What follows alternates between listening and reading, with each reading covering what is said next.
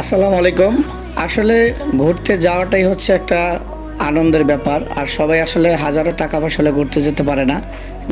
আমরা কিন্তু Saint Martin অবশ্যই চলে আসছি। সেন্ট মার্টিনে আসলে পানিটা এত সাদা যে আসলে ভিতরে সব কিছু ইনশাল্লাহ দেখা যায়, ডুব দিলেও দেখা যায়।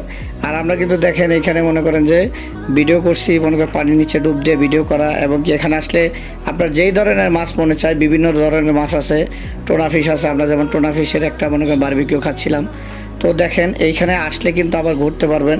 আর বিশেষ করে সমুদ্র পথে যারাই ভ্রমণ করেন নাই তারা আসলে কোনো আনন্দই ফিল করতে পারেন না। দেখেন সমুদ্র পথে ঘুরতে দেখেন জাহাজের কি একটা ফিল, আর পানিগুলো এত সুন্দর দেখা যাচ্ছে তো বলার বাইরে। তো যারাই ঘুরতে আসবেন ইনশাল্লাহ অবশ্যই, আমার মনে হয় না সেন্ট মার্টিন এখনও সবাই যেতে পারছেন। আসলে সেন্ট মার্টিন 6 মাস বন্ধ থাকে, 6 মাস খোলা থাকে, অনেক সময় যাওয়া যায় না এই কারণে। তো যারাই গেছেন আলহামদুলিল্লাহ, আর যারা যান না এখনও অবশ্যই সেন্ট মার্টিনে আসবেন এবং কি এই ফিলগুলো অবশ্যই উপভোগ করতে পারবেন। আর এইখানে যে রিসোর্টগুলো আছে ইনশাল্লাহ এর ভিতরে দেখেন একেবারেই মানে গ্রাম্য ভাষায় যেটাকে বলা হয়, যেমন কুড়ের ঘরগুলা, ওরা যেইভাবে ঘরগুলা সাজাইছে আলহামদুলিল্লাহ এত সুন্দর যা বলার বাইরে। প্রাকৃতিক সৌন্দর্য আসলে না দেখলে বুঝবেন না।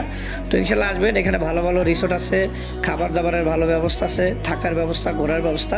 ইনশাল্লাহ যারা আসে না অবশ্যই পুরো ফ্যামিলি নিয়ে ইনশাল্লাহ আসবেন, এমনকি ঘুরবেন। সবাই ভালো থাকবেন। আসসালামু আলাইকুম।